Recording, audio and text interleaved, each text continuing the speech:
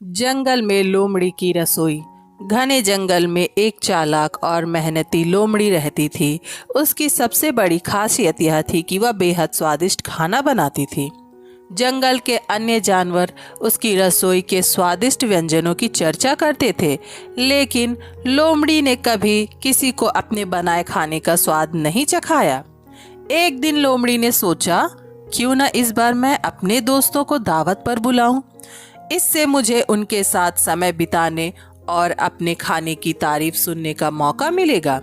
उसने तुरंत ही अपने दोस्तों हिरण, बंदर, खरगोश, हाथी और तोते को दावत के लिए बुलाया। सभी जानवर खुश हो गए और अगले दिन आने का वादा किया। अगले दिन सुबह से ही लोमड़ी अपनी रसोई में व्यस्त हो गई। उसने जंगल से ताजे फल, सब्जियां और मसाले इकट्ठा किए। वह अपने मिट्टी के चूल्हे पर खाना पकाने लगी। उसने कई व्यंजन बनाए, जिनमें जड़ी बूटियों का सूप, फल, सलाद, कंदमूल की सब्जी और मीठे के लिए शहद से भरी पत्तियां शामिल थी। खाना पकाते समय पूरे जंगल में स्वादिष्ट महक फैल गई।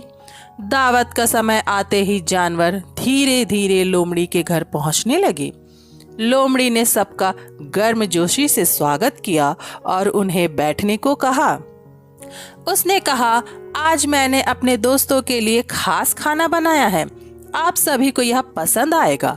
सब जानवरों को खाना परोसा गया तो वे खाने की खुशबू और रंग देखकर ही उत्साहित हो गए। उन्होंने जैसे ही पहला निवाला लिया, उनके चेहरे पर खुशी झलकने लगी। हिरण ने कहा, लोमड़ी बहन, यह खाना तो अद्भुत है। मैंने ऐसा स्वाद कभी नहीं चखा। खरगोश ने कहा, तुम्हारी रसोई सचमुच जादू की तरह है। बंदर ने हंसते हुए कहा, तुम्हारा खाना इतना स्वादिष्ट है कि अगर मैं पेड़ पर चढ़कर खाऊं तब भी इसका मजा कम नहीं होगा। सबकी बातें सुनकर लोमड़ी मुस्कुरा उठी। उसने कहा, दोस्तों, खाना तभी स्वादिष्ट बनता है जब इसे दिल से बनाया जाए और उसमें प्यार का तड़का लगाया जाए। दावत के बाद सभी जानवरों ने मिलकर गीत गाए और खेल खेले। उस दिन पूरा जंगल खुशी से गूंज उठा। सभी ने लोमड़ी को धन्यवाद दिया और कहा, तुमने हमें सिखाया कि मिलजुल कर समय बिताने और खुशियां बांटने का मजा ही अलग है। उस दिन के बाद लोमड़ी की रसोई जंगल में सबसे खास बन गई और वह अक्सर अपने दोस्तों के साथ दावतें करती और हर कोई उस पल का इंतजार करता।